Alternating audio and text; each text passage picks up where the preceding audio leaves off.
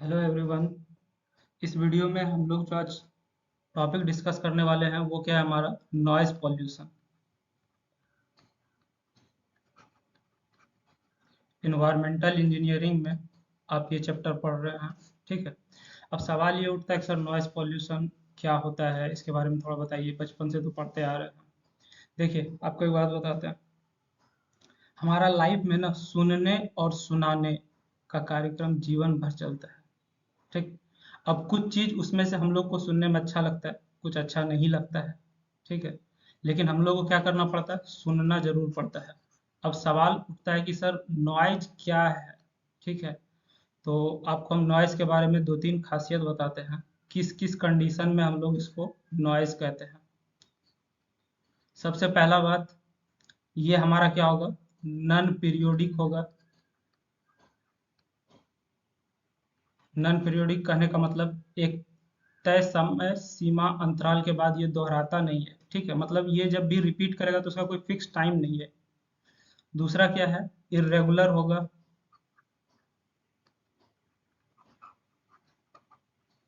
ठीक ना। उसके बाद हमारा ये क्या हो सकता है, शॉर्ट ड्यूरेशन या फिर लॉन्ग ड्यूरेशन का हो सकता है। और इस तरीके से हमारा ये सब चीज का कॉम्बिनेशन हमको क्या देता है, डिसप्लीजिंग इफेक्ट देता है।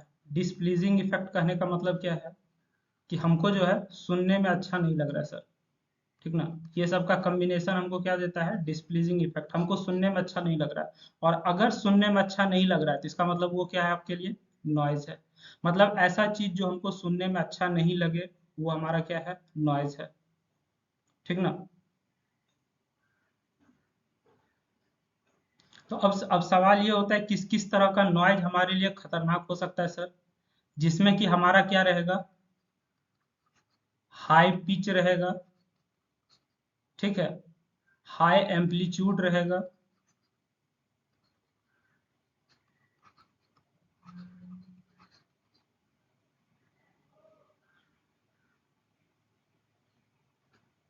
और क्या रहेगा, लॉन्गेस्ट ड्यूरेशन रहेगा। तो ये सब हमारे लिए क्या है, खतरनाक हो सकता है सर, ठीक है। अगर इस तरह का हमारा नॉइज है तो ये हमारे लिए क्या हो सकता है, खतरनाक हो सकता है, बच के रहिएगा इस सबसे, ठीक ना। तो हम लोग क्या देखें सर, नॉइज क्या है, ऐसा चीज जो हमको सुनने में अच्छा नहीं लग रहा है वो हमारा नॉइज है, यानी कि वो साउंड जो हमको क्या देगा, डिसप्लीजिंग इफेक्ट देगा, उसको हम लोग क्या कर देंगे, नॉइज कहेंगे। आगे हम लोग जो है इसके बारे में और कुछ जानेंगे अभी। सबसे पहला बात हम लोग देखेंगे कि नॉइज पॉल्यूशन का कारण क्या क्या है, ठीक है। तो हमारा नॉइज पॉल्यूशन मेनली 4 जगह से होता है। कहाँ कहाँ से होता है, सबसे पहला हमारा घर से होता है, हाउस होल्ड सोर्सेज। दूसरा क्या है, सोशल इवेंट्स, ठीक। हमारा जो है सोशल इवेंट्स, समाज में जो भी गतिविधि हो रहा है। तीसरा हमारा क्या है, इंडस्ट्री की वजह से। और चौथा है हमारा ट्रांसपोर्टेशन की वजह से, ठीक। हाउस होल्ड सोर्सेज में क्या है, जैसे हम लोग घर में क्या करते हैं, मिक्सर चलाते हैं, ग्राइंडर चलाते हैं, वाटर पंप चलाते हैं, टीवी चलाते हैं, या और भी कई सारा सामान इस्तेमाल करते हैं घर में, होम थिएटर इस्तेमाल कर दिए, ठीक ना। तो ये सब की वजह से हमारा क्या होता है, नॉइज पॉल्यूशन हो गया। तो ये हमारा कौन कौन सा हो गया, हाउस होल्ड सोर्स हो गया। सोशल इवेंट में हमारा क्या हो गया सर, कहीं पे अगर हमारा शादी ब्याह हो रहा है या फिर किसी भी तरह का फंक्शन है, किसी नेता का रैली है, भाषण चल रहा है, ठीक है, या फिर लोग आपस में लड़ रहे हैं, किसी भी तरह का जो हमारे सोसाइटी में देखने को मिल रहा है, ठीक। या फिर गली मोहल्ला में कोई बेचने वाला कुछ चिल्ला रहा है, वेंडर सब जो है, ठीक ना। तो वो सब आपका क्या हो गया, सोशल इवेंट की वजह से नॉइज पॉल्यूशन हो गया। तीसरा हमारा क्या है, कॉमर्शियल और इंडस्ट्री की वजह से।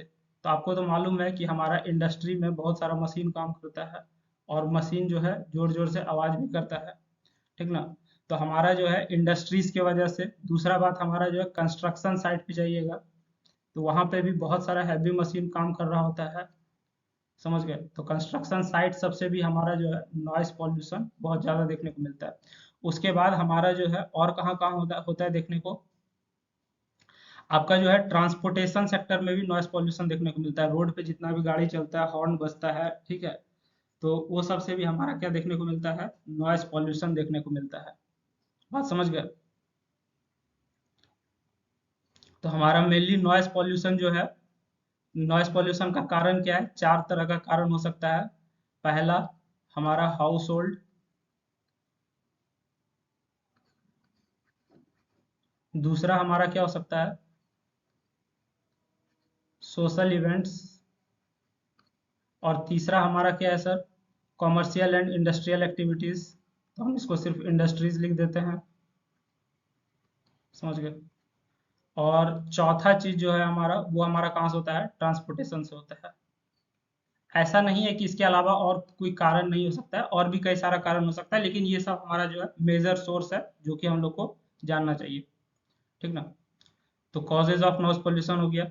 इसके बाद अब हम लोग देखते हैं क्या सर, कि हमारा जो है नॉइज पोल्यूशन से हमारे ऊपर क्या क्या असर पड़ता है, इफेक्ट्स ऑफ नॉइज पोल्यूशन। तो नॉइज पोल्यूशन से दो तीन तरह का बहुत ज्यादा इफेक्ट पड़ता है। वो कौन कौन सा इफेक्ट होता है, सबसे पहला तो हमारा सर हियरिंग पे बहुत ज्यादा असर पड़ता है।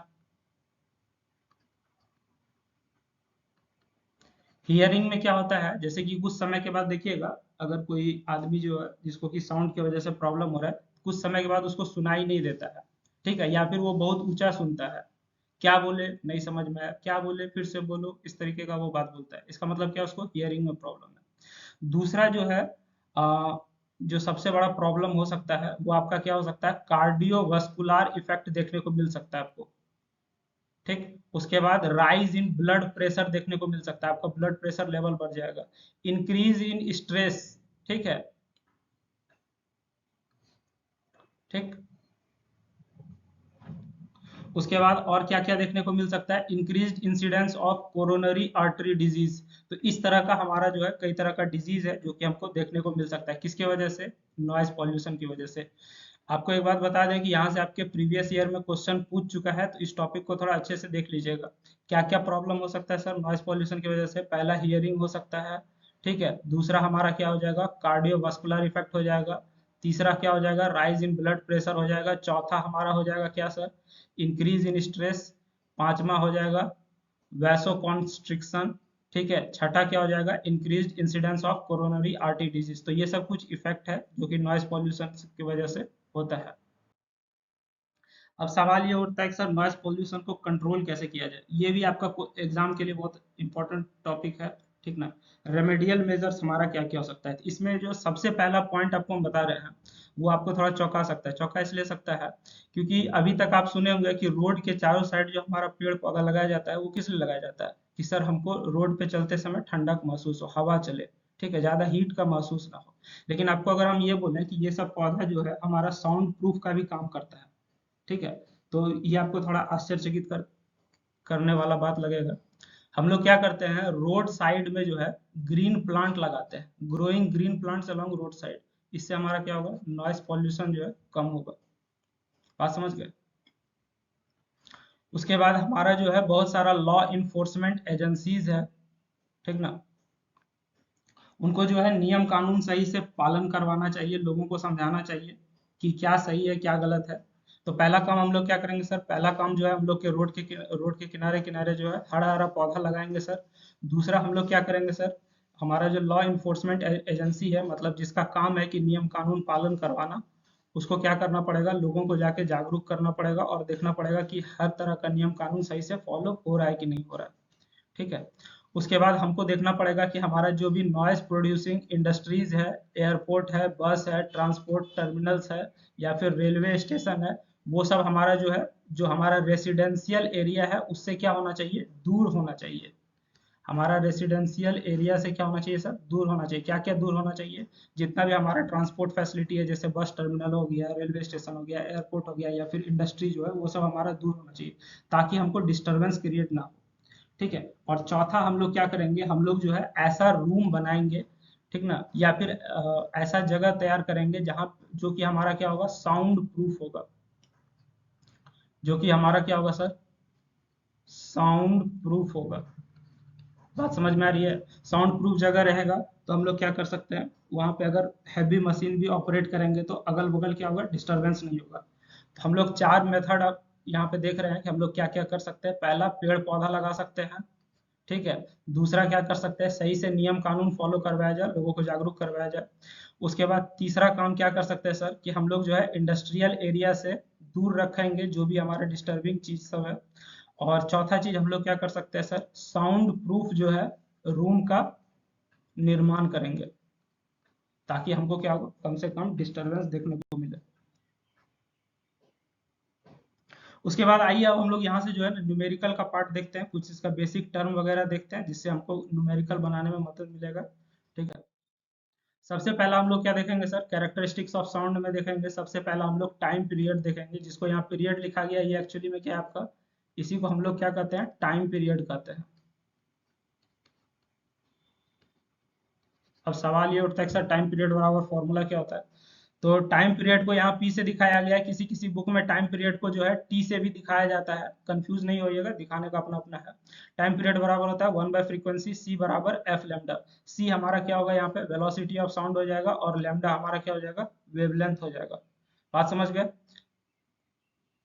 चलिए ठीक, आगे हम लोग एक चीज देखते हैं, साउंड प्रेशर को हम लोग क्या कहते हैं, साउंड प्रेशर बराबर हमारा एक फॉर्मूला होता है। क्या फॉर्मूला होता है सर, आपके सामने हम लिख देते हैं। Sound pressure is equal to total atmospheric pressure minus barometric pressure.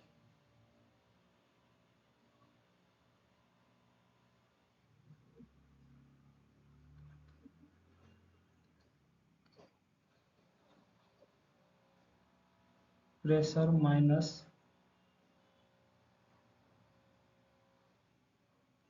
Barometric pressure. Sound pressure बराबर क्या फॉर्मूला होता है, total atmospheric pressure minus barometric pressure.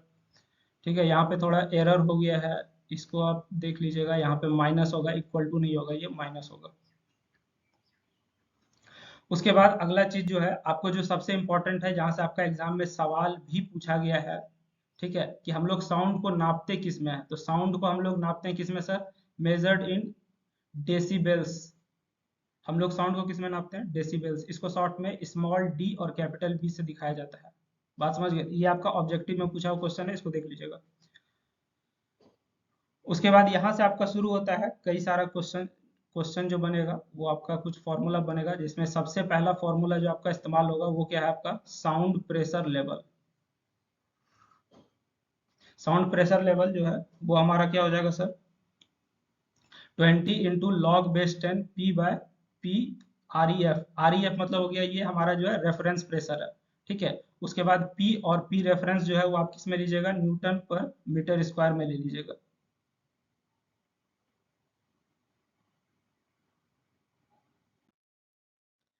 उसके बाद चौथा चीज जो हम लोग देखेंगे वो हमारा क्या है सर, पावर ऑफ साउंड है। ठीक ना, तो पावर, पावर का मतलब जो आप समझ रहे हैं, जो पहले से आप पढ़ते आ रहे हो, वही पावर का मतलब यहाँ भी हम लोग समझेंगे। तो पावर हमारा क्या होता है, rate of doing work. Power मतलब क्या हो गया sir, rate of doing work. अब सवाल ये होता है कि सर साउंड के केस में पावर क्या होगा, तो rate of doing work by a travelling sound wave in the direction of propagation of wave is known as power of sound. हमको सर क्या करना है, रेट ऑफ डूइंग वर्क पता करना है, किसका, ट्रेवलिंग साउंड वेव का। वो हमको क्या दे देगा, पावर ऑफ साउंड बता देगा। उसके बाद अगला चीज जो है वो हमारा क्या है, intensity of sound. Intensity of sound को हम लोग किससे दिखाते हैं, W/A से दिखाते हैं। ठीक है, ए हमारा क्या है, यूनिट परपेंडिकुलर एरिया है। बात समझ गए, ये क्या है, यूनिट परपेंडिकुलर एरिया है। उसके बाद सवाल ये होता है कि सर डब्ल्यू क्या है यहाँ पे। डब्ल्यू हमारा जो है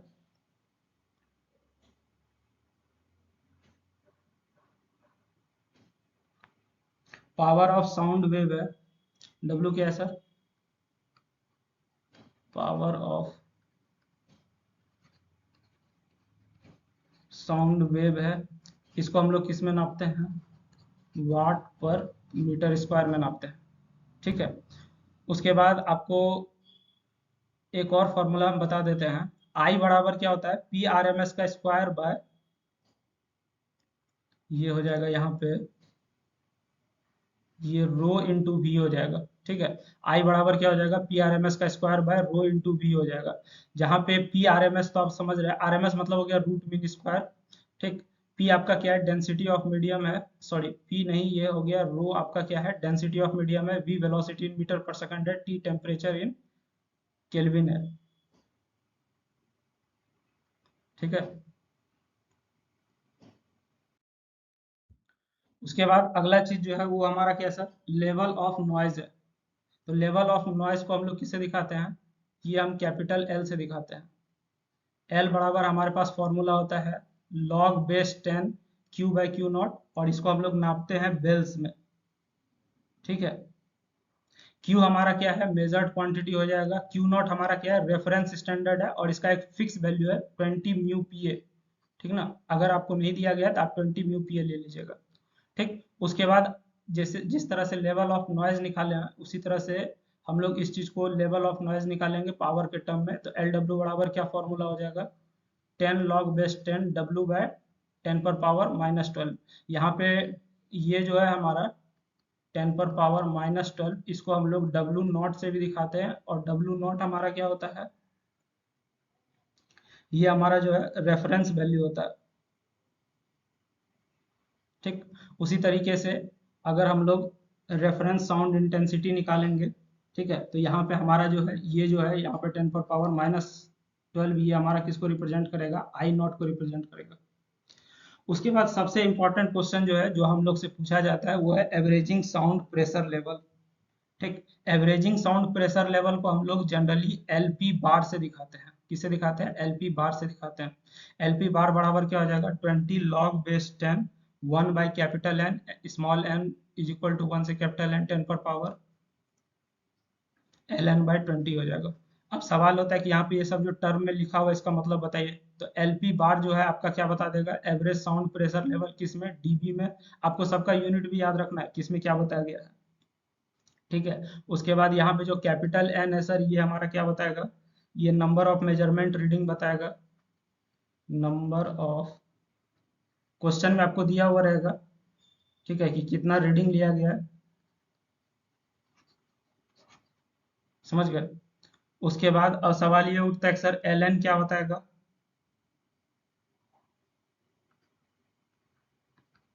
एल एन हमको जो है एनएफ साउंड प्रेशर लेवल बताएगा। आपका जो भी रीडिंग दिया रहेगा उसमें से जो जो वैल्यू दिया रहेगा वो सब आपका एल एन ही कहलाएगा।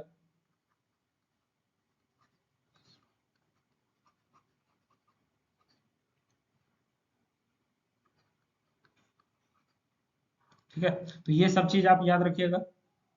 क्या क्या याद रखना है सर, लेवल ऑफ नॉइज क्या है सर, ठीक है।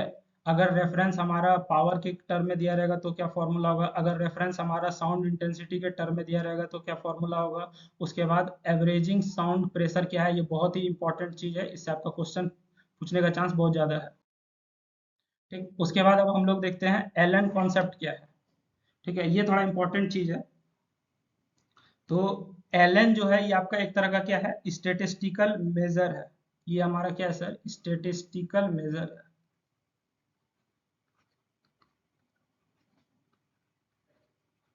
मतलब ये चीज हम लोग जो है डाटा स्टेटिक्स के टर्म में नापते हैं एल एन का। ठीक ना, ये हमारा क्या इंडिकेट करता है सर, कि हमारा कोई भी साउंड लेवल जो है कितना बार एक्सीड किया है। ठीक ना, कोई भी साउंड लेवल जो है हमारा कितना बार एक्सीड किया, उसका एक्सीड करने का फ्रीक्वेंसी बताता है। ठीक है, यहाँ पे हमारा जो है एलन कॉन्सेप्ट क्या बताता है, एलन कॉन्सेप्ट हमारा एक तरह का स्टेटिस्टिकल मेजर है जो कि हमारा बताता है हमारा कितना बार जो है साउंड लेवल जो है एक्सीड किया है। ठीक ना, जैसे कि मान के चलिए इसमें आपको एक टर्म दे देगा, एग्जाम्पल के तौर पे आपको एक टर्म दे देगा L60 इन 70 dB। L60 इन 70 dB, इसका मतलब क्या है सर, कि हमारा साउंड लेवल जो है 70 dB को 60% से ज्यादा टाइम एक्सीड किया है। ठीक है, इसका मतलब क्या है कि हमारा ये जो 70 dB साउंड लेवल है, ठीक ना, इसको कितना बार एक्सीड किया गया, तो 60 बार, 60% जो है ये इस चीज को एक्सीड किया गया है। उसके बाद अगला सबसे इंपॉर्टेंट चीज जो है इस चैप्टर में वो है एल इक्विवेलेंट कॉन्सेप्ट। ठीक, एल इक्विवेलेंट बराबर फॉर्मूला क्या होता है, एल इक्विवेलेंट बराबर होता है 10 लॉग बेस 10 आई बराबर 1 से n 10 पर power L I by 10 into T I. ठीक, जहाँ पे एल इक्विवेलेंट साउंड प्रेशर हो गया, ये किस में रहेगा सर, डीबी में रहेगा। एन हमारा क्या है, total number of sound pressure level record. L I क्या है, value of sound pressure levels. ठीक, और टी आई हमारा क्या है, टाइम ड्यूरेशन है डिफरेंट साउंड प्रेशर का। बात समझ गए।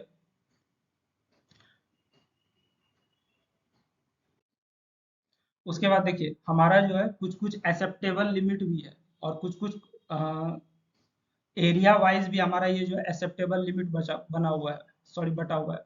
जैसे कि अगर हम लोग जो है ऑडिटोरियम या म्यूजिक रूम में बैठे हुए हैं तो हमारा साउंड का रेंज क्या होना चाहिए, 35 से 40 डीबी तक चलेगा। ठीक है। उसके बाद स्मॉल ऑफिस और कोर्ट का अगर बात किया जाए तो 40 से 45 डीबी तक चलता है। उसके बाद आगे हम लोग बात करेंगे स्कूल का, 45 से 50 डीबी तक चलेगा। Large public office, bank, store, ये सब में 50 से 60 चलता है। फैक्ट्रीज में 60 से 65 चलता है। इसके बाद इस आपसे जो एग्जाम में क्वेश्चन पूछा है वो एरिया वाइज क्वेश्चन पूछा है। एरिया वाइज आपको हम बताते हैं, आपका प्रीवियस ईयर पलट के देखिएगा, उसमें आपको क्वेश्चन यहाँ से पूछे हुए हैं। क्या पूछा है, कैटेगरी ऑफ एरिया, या फिर इसको आप जोन भी कह सकते हैं। बात समझ गए।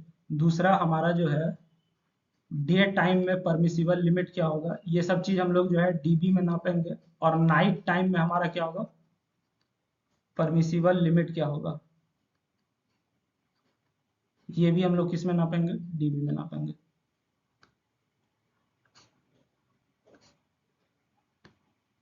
तो अगर सबसे पहले हम लोग बात करेंगे इंडस्ट्रियल एरिया का,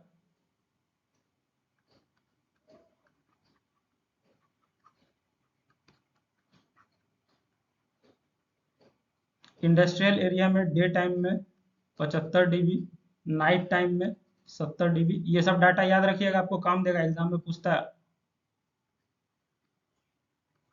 आप रेंज याद रखिए, एग्जैक्ट नहीं भी रखिएगा कोई दिक्कत है।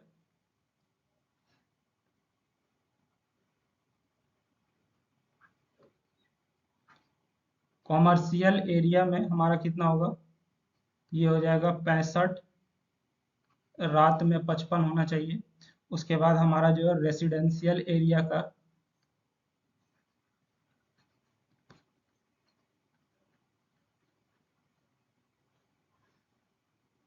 दिन में 55 चलेगा, रात में 45 डीबी। ठीक है। और लास्ट हमारा है साइलेंस जोन। ये सब हम लोग क्या देख रहे हैं सर, परमिसिबल लिमिट देख रहे हैं। साइलेंस जोन का अगर बात किया जाए तो दिन में हमारा जो है 50 डीबी तक चलेगा और रात में 40 डीबी तक चलेगा। ठीक है, तो ये चीज आप याद रखिएगा। उसके बाद हम लोग जो है अब इस चीज को सम अप करते हैं। ठीक ना, मतलब अब हमारा चैप्टर जो है क्लोज होने के कगार पे है। कुछ कुछ पॉइंट्स जो है एक बार हम लोग फिर से देख लेते हैं। जैसे कि अभी तक हम लोग क्या देखे हैं सर, नॉइज़ क्या है, नॉइज़ की वजह से क्या क्या चीज़ हो सकता है, उसको कंट्रोल कैसे किया जा सकता है। उसके बाद कुछ फार्मूला वगैरह देखे हैं। अब हम लोग देखेंगे कि हम लोग जो है नॉइज़ को 3 कैटेगरी में क्लासिफाई कर सकते हैं। कौन कौन सा 3 कैटेगरी सर, पहला है कंटिन्यूअस नॉइज़। नॉइज़ को हम लोग 3 कैटेगरी में क्लासिफाई कर सकते हैं। पहला है हमारा कंटिन्यूअस नॉइज़, दूसरा क्या है इंटरमिटेंट नॉइज़, और तीसरा हमारा क्या है सर, इम्पल्स नॉइज़। ठीक, कंटिन्यूअस मतलब हो गया जो हमारा लगातार आवाज निकलते जा रहा है, वो हमारा कंटिन्यूअस नॉइज है। इंटरमिटेंट नॉइज का सबसे अच्छा एग्जांपल है जैसे आपका जो ड्रिलिंग मशीन सब चलता है, थोड़ा देर चला फिर रुका, थोड़ा देर चला फिर रुका, तो वो आपका क्या है, इंटरमिटेंट नॉइज देता है। इम्पल्स नॉइज कब देखने को मिलता है, जब आप कोई भी औजार को चलाते हैं। मतलब अगर आप कोई राइफल से बंदूक छोड़ते हैं तो वहां पे आपको क्या देखने को मिलता है, इम्पल्स नॉइज देखने को मिलता है, यानी कि अचानक से बहुत ज्यादा साउंड क्रिएट होता है। उसके बाद हम लोग जो है इफेक्ट ऑफ नॉइज भी देख चुके हैं कि हमारा जो है ये ब्लड प्रेशर को बढ़ा देता है। ठीक है, तो ये हमारा ब्लड प्रेशर को इन्फ्लुएंस करता है। उसके बाद हमारा जो है कार्डियक डिस्टरबेंसेस देखने को मिलता है इंसान में। ठीक, उसके बाद हमारा जो लास्ट पॉइंट है वो क्या है sir, measures to control noise pollution. Noise pollution को कंट्रोल करने का क्या क्या मेजर है, तो हम लोग क्या करेंगे, साउंड इंसुलेशन डोर्स और विंडोज बनाएंगे। साउंड प्रूफ जो है डोर और विंडो बनाएंगे सर। दूसरा क्या है, हम लोग क्या करेंगे सर, बहुत ज़्यादा से ज़्यादा पेड़ पौधा लगाएंगे। फिर नियम कानून देखेंगे हमारा सही से फॉलो हो रहा है कि नहीं हो रहा है। तो ये सब कुछ मेजर्स हम लोग ले सकते हैं नॉइज पॉल्यूशन को कंट्रोल करने के लिए। अगर आपको ये पीडीएफ चाहिए तो आप हमारा टेलीग्राम लिंक पे क्लिक कीजिएगा, टेलीग्राम चैनल का लिंक आपको हो जाएगा। आप टेलीग्राम पे जाके सर्च कर सकते हैं @कैरियर्स कंस्ट्रक्शन। ठीक है। आई होप आपको ये वीडियो समझ में आया हो। अगर कोई प्रॉब्लम हो तो आप पूछ सकते हैं कमेंट में, क्या क्या दिक्कत आ रहा है। ऐसे ये चैप्टर बहुत आसान है, इसमें पढ़ने लायक बहुत कुछ है नहीं। इसका न्यूमेरिकल्स आप देख लीजिएगा, फॉर्मूला सारा हमने बता दिया है। अगर आप इसका न्यूमेरिकल प्रैक्टिस करना चाहते हैं तो हमने एक और वीडियो अलग से न्यूमेरिकल्स के लिए डाल रखा है, आप उसको देख सकते हैं। Thank you everyone.